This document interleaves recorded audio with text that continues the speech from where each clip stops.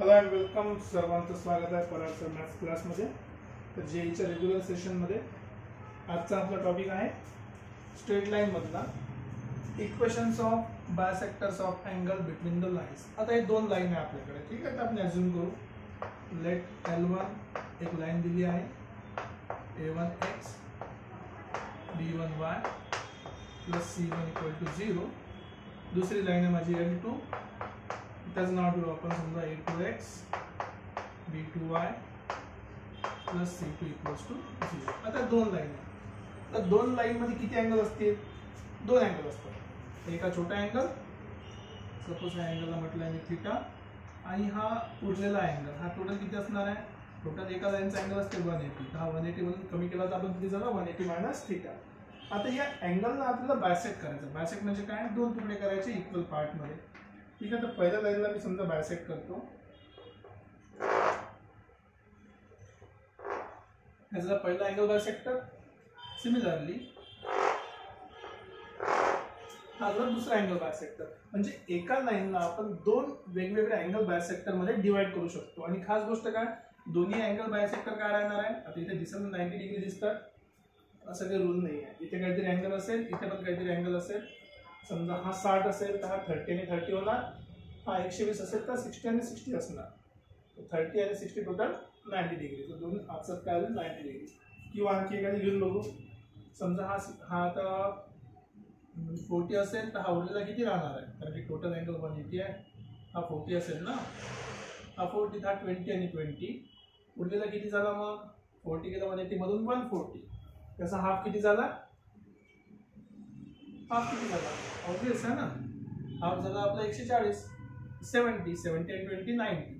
कुठल्याही दोन लाईन आपल्याला परपेंडिक्युलर तर 90 डिग्री आहे अँगल बायसेक्टर्स, ठीक आहे. कुठल्या अँगल बायसेक्टर्स. आता आपल्याला करायचं इक्वेशन आहे नवीन अँगल बायसेक्टर लाईन्स. कसं करायचं? काही नवीन काम करायची गरज नाही. का बरं? कारण की सगळ्या गिवन कंडिशन आपण शिकलेलं आहे. काय काय शिकलं इथे बघा की अँगल बायसेक्टर काय असते. समजा हा अँगल बायसेक्टर आहे, याच्यावरचा पॉईंट अज्यूम करू आपण, याच्यावरचा पॉईंट आहे P. हा P पॉईंट अँगल बायसेक्टर असल्यामुळे तुम्ही इथून परपेंडिक्युलर डिस्टन्स काढणार, हा परपेंडिक्युलर डिस्टन्स, किंवा इथून परपेंडिक्युलर डिस्टन्स काढणार. दोन्ही डिस्टन्स सेम राहणार. का बरं सेम राहणार? कसं लॉजिक आहे? हा अँगल असेल θ/2 तुमचा अर्धा, सेम अँगल हा असेल θ/2. अँगल θ/2 90 डिग्री ऑब्वियस आहे. आणि हा अँगल पण सेम राहते. ए सिमिलॅरिटीने ट्रायंगल सिमिलर झाले. सेकंड केस, दोघांमध्ये हायपोटेनस कॉमन आहे. ट्रायंगल हायपोटेनसची जे थेरम आहे कॉन्ग्रुएंसी, ते आपल्याला सांगते की जे डिस्टन्स आहे परपेंडिक्युलर ते सेम राहणार. समजा हा ए पॉइंट आहे, हा बी पॉइंट आहे. इथून आपल्याला काय माहित पडलं की फॉर अँगल बायसेक्टर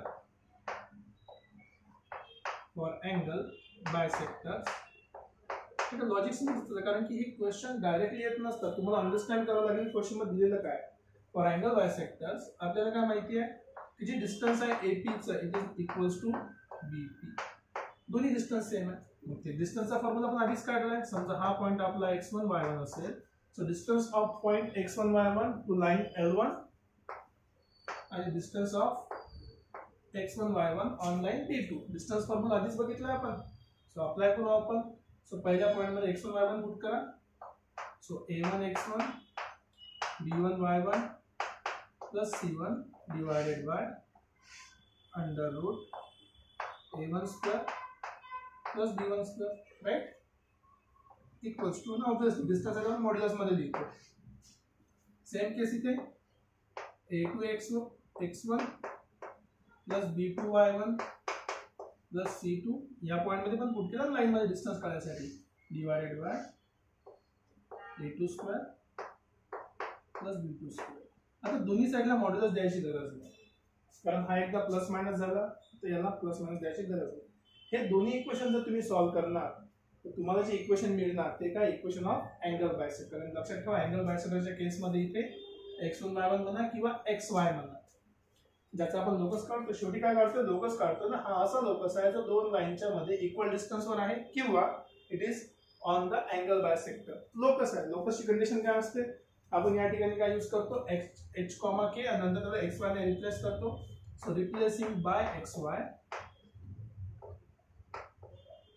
एक्स वायने जर आपण त्याला रिप्लेस केलं तर आपल्याला दोन इक्वेशन मिळाले. कुठले कुठले बघा. एक पहिलं इक्वेशन पॉझिटिव्ह साईडला राहणार. So a1x plus b1y plus c1 divided by under root a1 square plus b1 square एक पॉझिटिव्ह साईडला राहणार आहे. सो देअरफॉर हे पहिलं equation a2x b2y plus c2 divided by under root a2 square plus b2 square हे पहिलं equation angle बायसेक्टरचं. आणि similarly दुसरं इक्वेशन फक्त प्लसच्या ठिकाणी काय राहणार आहे ते मायनस राहील. सो दुसरं इक्वेशन काय होणार a1x b1y c1 divided by under root a1 square plus b1 square equals to minus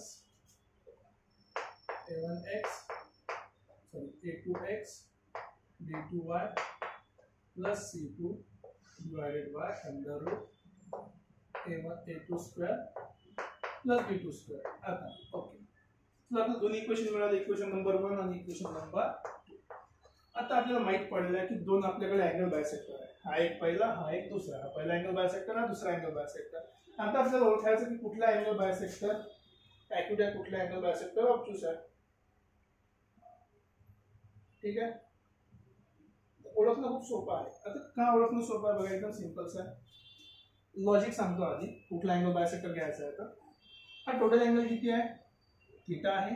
half angle किती झाला 90 थीटा बाय 2. तर ॲक्यूट अँगलसाठी for acute angle maximum angle किती राहू शकतो हा 90 डिग्री. जो L1 हा इंटरसेक्शन पॉईंट आणि L2 याच्यामधला मॅक्सिमम अँगल किती राहू शकतो 90 डिग्री मॅक्सिमम, कारण 90च्या वर तो काय बनणार ऑब्ट्यूस. जर हा मॅक्सिमम 90 आहे तर हाफ किती होणार मॅक्सिमम 45. So therefore पहिली condition for acute angle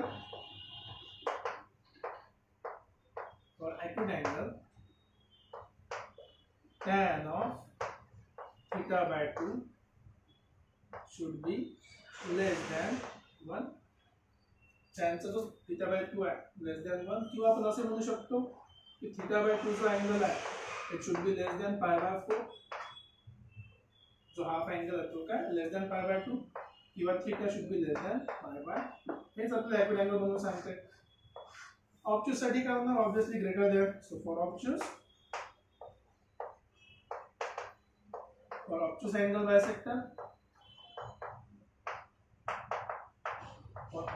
bisector आपण काय करणार आहे सेम केस, पण tan ची व्हॅल्यू जी आहे समजा तुझा अँगल आहे थीटा बाय 2. तर tan का बरं लिहितो मी, कारण सिंपल आहे, कारण की आपल्याला डिस्टन्स माहिती आहे.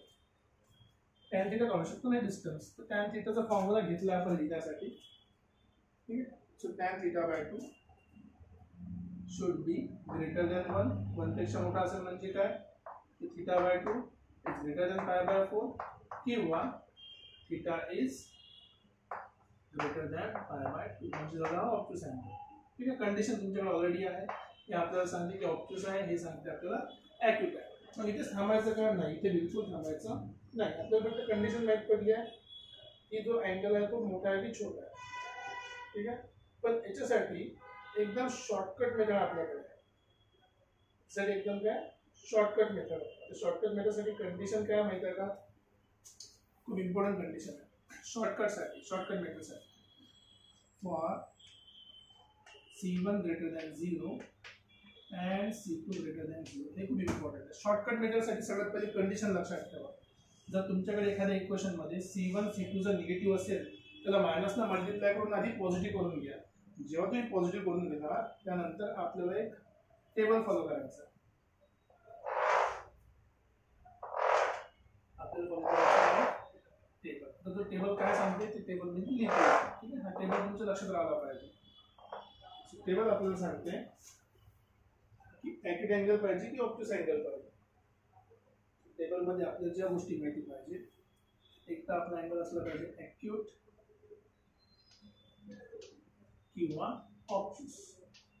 हे कसं माहिती पडणार, कारण एकदम सिंपल आहे. इथे आपल्याला साइन राहणार, इथे आपल्याला कंडिशन राहील. कंडिशन आपल्याकडे आहे A1 A2 plus B1 B2. इथे पण कंडिशन आपल्याकडे आहे A1 A2 plus B1 B2. आता ही कंडिशन आपल्याला सांगते की कुठली साईन घ्यायची, पॉझिटिव्ह घ्यायची की निगेटिव्ह घ्यायची. कुठे पॉझिटिव्ह की निगेटिव्ह, हे इक्वेशन नंबर 1 घ्यायचं की इक्वेशन नंबर 2 घ्यायचं. इथे मायनस साईन आहे आपल्याकडे, इथे आपल्याकडे आहे प्लस साईन. दोघांपैकी कुठला चूज करायचा, कसं डिसाईड करणार आहे. समजा A1 × B1 ची व्हॅल्यू पॉझिटिव्ह असेल तर ॲक्यूट अँगलसाठी निगेटिव्ह साईन घ्यायची, ऑब्ट्यूजसाठी पॉझिटिव्ह घ्यायची. जर समजा A1 × B1 ची व्हॅल्यू निगेटिव्ह असेल तर इथे पॉझिटिव्ह साईन घ्यायची आणि ऑब्ट्यूजसाठी निगेटिव्ह घ्यायची. ठीक आहे, सिंपलचं लॉजिक आहे. कुठल्या केससाठी, याच इक्वेशन मध्ये एकदा प्लस येणार एकदा मायनस, कारण की मॉड्युलस आहे. मॉड्युलस सॉल्व्ह केल्यावर एकदा प्लस येईल एकदा मायनस येईल. मग शॉर्टकट मध्ये काय करायचं की ॲक्यूट अँगलसाठी किंवा ऑब्ट्यूज अँगलसाठी सगळ्यात पहिले A1 A2 plus B1 B2 काढायचं. मग जेव्हा ही व्हॅल्यू काढली, ही जर पॉझिटिव्ह असेल तर निगेटिव्ह साठी ॲक्यूट असेल, आणि ही जर निगेटिव्ह असेल तर पॉझिटिव्ह साठी ॲक्यूट असेल. बाकी ऑब्ट्यूज साठी काय होणार, एक्झॅक्टली उलट, कारण की दोन्ही इक्वेशन तुम्हाला एका सोल्युशन मध्ये मिळते. राईट, बघा हे लॉजिक आलं कुठून, हे लॉजिक बघूया आपण जस्ट याच्यानंतरच. राईट, एक लॉजिक बघूयाचं की हे लॉजिक आलं कुठून एक्झॅक्टली.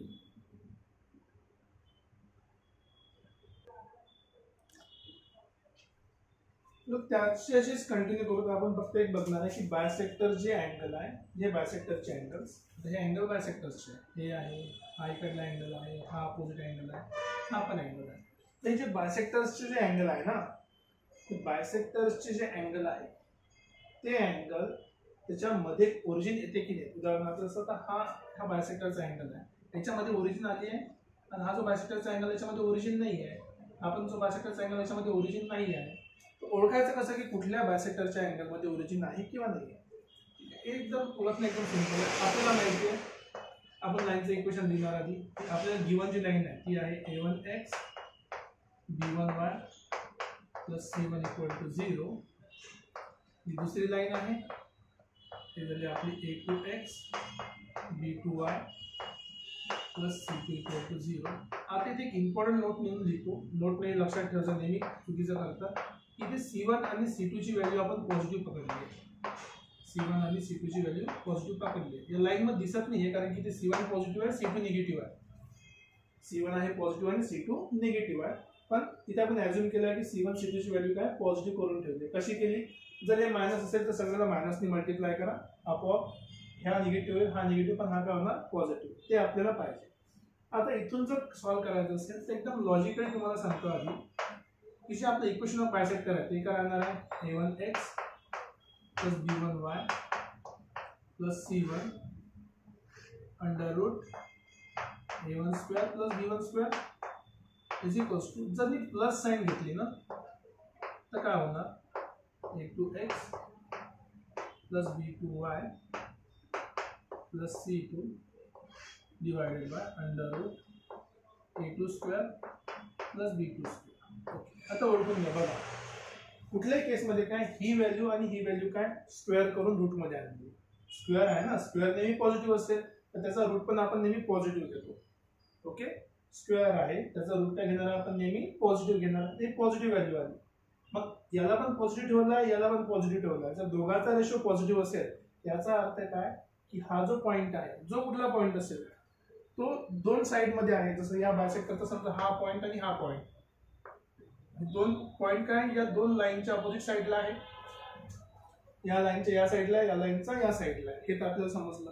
हे आपण position of point with respect to line बघितलं होतं की जर समजा ह्या दोघांचा रेशो पॉझिटिव्ह असेल, कारण की याला मी इकडे आणलं डिवाइड मध्ये, तर हा रेशो काय झाला ऑलरेडी पॉझिटिव्ह रेशो झाला. पण हा जर रेशो पॉझिटिव्ह झाला तर काय होणार की एक पॉईंट इकडल्या साइडला आहे, एक पॉईंट या लाईनच्या इकडल्या साइडला आहे. आता जर त्याच ठिकाणी मी पॉईंट 0 पुट केला, 0 जर पुट केला, 0 0 C1 राहिला, 0 0 C2 राहिला, म्हणजे हा रेशो किती झाला, पॉझिटिव्ह झाला. मग हा रेशो जर का पॉझिटिव्ह असेल याचा अर्थ ओरिजिन तुमची कुठे आहे, दोन लाईनच्या मध्ये. ओरिजिन तुमची कुठे झाली आहे, दोन लाईनच्या मध्ये. ओरिजिन कुठे बसली आहे, दोन लाईनच्या मध्ये. दोन लाईनच्या मध्ये ओरिजिन असेल याचा अर्थ की ओरिजिन दोन लाईनच्या मध्ये आहे, म्हणजे containing the bisectors containing origin. So जर ही पॉझिटिव्ह साइन घेतली देन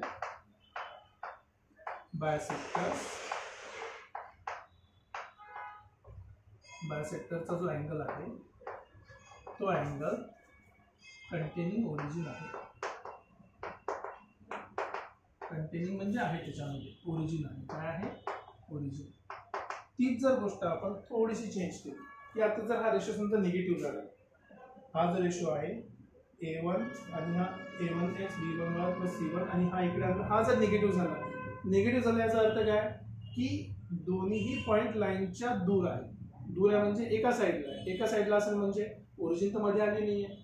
ओरिजिन एका साईडला आहे, इकडल्या साईडला लाईन असेल किंवा इकडल्या साईडला लाईन असेल, तर तोच लॉजिक आपण अप्लाय करणार आहे की दोघांच्या मध्ये नाही म्हणजे एका साईडला गेली. एका साईडला गेली म्हणजे मध्ये नाही आहे, मध्ये नाही म्हणजे त्याचा कंटेन करणार नाही. सो देअरफॉर सेकंड केसमध्ये if A1x plus B1y plus C1 divided by under root A1 square B1 square is equal to, जर मी ते मायनस घेतलं, A2x B2y plus C2 divided by under root A2 square plus B2 square.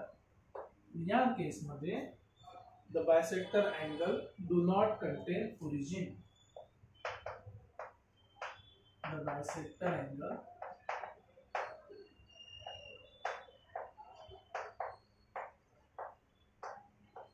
do not contain origin. त्याच्यामध्ये origin नाही आहे. Simple असे point आहे.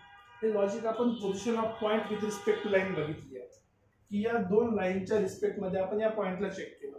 मग या दोन बायसेक्टरच्या रिस्पेक्टमध्ये जर आपला रेशो पॉझिटिव्ह येत असेल म्हणजे ओरिजिन दोघांच्या मध्ये आहे, म्हणजे या अँगलच्या मध्ये आला. सेम लॉजिक जर मध्ये येत नसेल, रेशो निगेटिव्ह आला म्हणजे हा दोनच्या मध्ये नसून बाहेर कुठेतरी आहे, म्हणजे उरलेल्या दुसऱ्या बायसेक्टरमध्ये. त्यासाठी आपण एकदा प्लस आणि एकदा मायनस घेतलेला आहे. ठीक आहे, बेसिकली हे आपला आन्सर आहे. हे लॉजिक तुम्ही बायसेक्टरवर लावू शकता, हे लॉजिक तुम्ही या दोन पॉईंटवर पण लावू शकता लाईनवर, जे आपण ऑलरेडी बघितलेलं आहे. ठीक आहे, सिंपलचा कन्सेप्ट आहे, याच्यामध्ये काहीही मोठं लॉजिक नाही आहे जे आपण याच्या आधी शिकलेलं नव्हतं. ठीक आहे,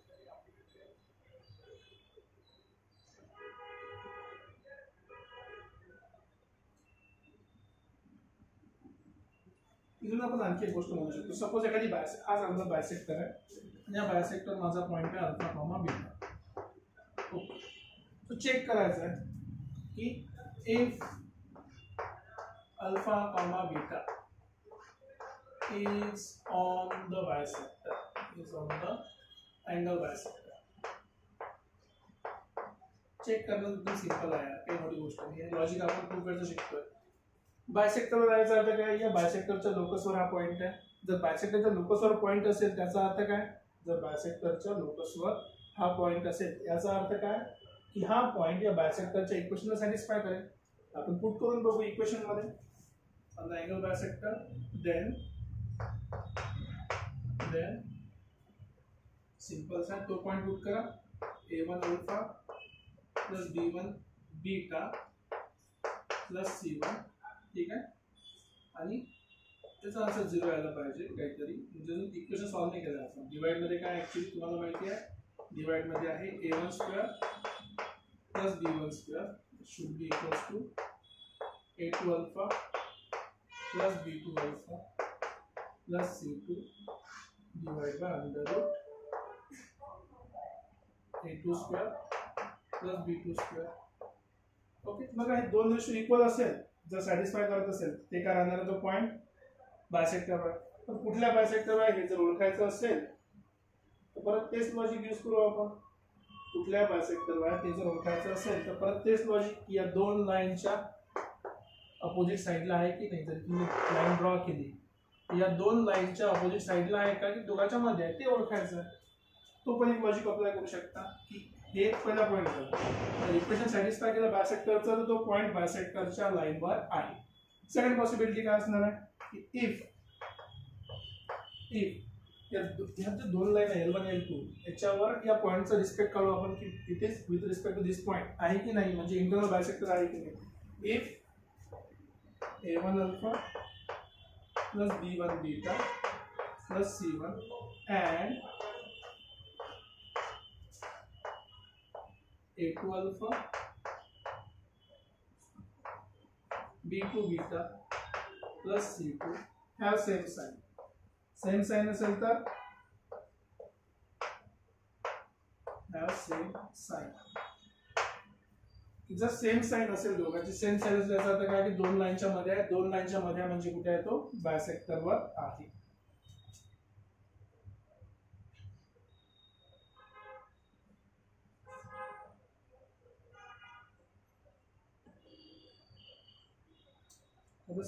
एकदम सिंपल सा कन्सेप्ट. आता बघा थोडा वेळ पहिले आपण एक कंडिशन लिहिली होती.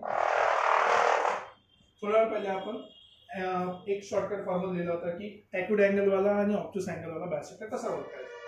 ठीक आहे. त्यामध्ये आपण एक कंडिशन लिहिली होती की A1 A2 plus B1 B2 याची व्हॅल्यू चेक केली होती. ग्रेटर दॅन म्हणा किंवा लेस दॅन म्हणा, दोन पैकी एक होतं ना. A1 A2 plus B1 B2 लेस दॅन 0, दोन पैकी एक कंडिशन आपल्याला फॉलो करायची होती. मग विचार पडला असता सर इक्वल टू 0 का आपण नाही घेतला की suppose A1 A2 plus suppose B1 B2 equal to 0 का आपण नाही घेतलं. कारण खूप सोपं आहे. काय कारण आहे बघा, तिकडे घेऊन चला. A1 A2 minus B1 B2 right, cross multiply करा. So A1 by B1 is equals to minus B2 by A2. ठीक आहे. आणखी याला मी थोडंसं मॉडिफाय करतो. काय मॉडिफाय करणार, हा A1 B1 असाच ठेवतो. ठीक आहे. Is equals to minus 1 upon याला खाली पाडवतो मी A2 by B2 right. A2 by B2 समजलं काय केलं तर मल्टिप्लायच्या मल्टिप्लायला खाली सॉरी न्यूमरेटर कडे गेला डिवाइडच्या डिवाइडमध्ये, न्यूमरेटर डिवाइडच्या डिवाइडमध्ये. हे आपण आधीपासून शिकतोय की हा A1 काय कोएफिशिएंट ऑफ x आहे, B1 काय कोएफिशिएंट ऑफ y आहे. So coefficient of A1 upon coefficient of B1 काय असते, स्लोप ऑफ द लाइन. हा झाला basically minus slope of the line M1 आणि हा झाला 1 upon slope of the line M2. इथे ऑलरेडी मायनस लागला, त्याला इकडे घेऊन या, मायनसला तिकडे पाठवा. So M1 M2 equals to -1. त्याचा अर्थ काय की लाईन काय एकमेकाला परपेंडिक्युलर लाईन्स आहे. आणि जर लाईन म्हणजे जे बायसेक्ट जे आपले ओरिजिनल लाईन आहे, ह्या लाईन जर एकमेकाला परपेंडिक्युलर असेल, दोघांमध्ये 90 डिग्री असेल, तर अँगल बायसेक्ट कसा करणार. दोन्ही साईडला अँगल सेमच होणार, ना तो एक ॲक्यूट राहील ना तो ऑब्ट्यूस राहील. दोघांचे बायसेक्टर 90-90 आपण ॲक्यूट पण म्हणत नाही, ऑब्ट्यूस पण म्हणत नाही, कारण ते बाउंड्री आहे. ती बाउंड्री डिसाईड करते की 90 पेक्षा कमी असेल तर ॲक्यूट, 90 पेक्षा जास्त असेल तर ऑब्ट्यूस. ही केस आपण यूज करत नाही. का आपण यूज करत नाही, कारण की हे जर असं असेल ते याचा अर्थ काय की दोन्ही लाईन आपसात परपेंडिक्युलर आहे. जर परपेंडिक्युलर लाईन तुम्ही घेतली, उदाहरणार्थ एक्स वाय ॲक्सिस परपेंडिक्युलर घेतल्या, ही आपली एक्स ॲक्सिस आहे, ही वाय ॲक्सिस आहे. याचा बायसेक्टर काढा बरं, 45 डिग्री 45 डिग्री. याचा बायसेक्टर 135 या दोन्ही लाईनला बायसेक्ट करता एक्झॅक्टली म्हणता येणार नाही. का बरं, कारण की ते कुठला ॲक्यूट किंवा ऑब्ट्यूस अँगल नाही आहे. बायसेक्टर तर आहेत, सॉरी बायसेक्टर तर आहेत, पण इथे ॲक्यूट कुठला ऑब्ट्यूस कुठला सांगताच येणार नाही, कारण की सगळ्यामधला अँगल किती आहे 90-90. ना कुठला ऑब्ट्यूस आहे ना कुठला ॲक्यूट आहे. तर दोघांना सेपरेट करण्यासाठी, ॲक्यूट आणि ऑब्ट्यूसला सेपरेट करण्यासाठी आपण या दोन कंडिशन आपण फॉलो करतो. ही पहिली कंडिशन आणि ही दुसरी कंडिशन आपण फॉलो करतो. म्हणून इक्वल टू 0 कधीही घेत राईट. तर हा आपला टॉपिक होता की equation of angle bisector between two lines. आणि ऑब्विसली आहे दोन लाईन किंवा इंटरसेक्ट करू शकतात जेव्हा दोन लाईन पॅरलल नसतील. पॅरलल नसतील म्हणजे काय, A1 by A2 is not equals to B1 by B2. ठीक आहे, सांगायची गरज नाही.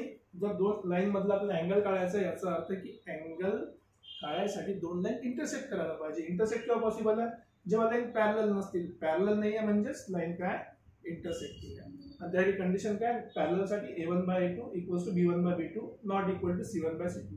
ही कंडिशन नाही पाहिजे. ही असेल तर पॅरलल झाली, पॅरलल इंटरसेक्ट करणार नाही, त्याच्यामध्ये अँगल भेटणार नाही राईट. तर मी होप करतो की तुम्हाला कन्सेप्ट समजला असेल. काही डाऊट असेल तुम्ही कमेंट सेक्शनमध्ये लिहू शकता. यावरचे क्वेश्चन आपण नेक्स्ट लेक्चरमध्ये बघूया की ट्राय कसं करायचं, सॉल्व्ह कसं करायचं. ठीक आहे, समजत असेल, आवडत असेल तर लाईक, शेअर आणि सबस्क्राईब करत चला.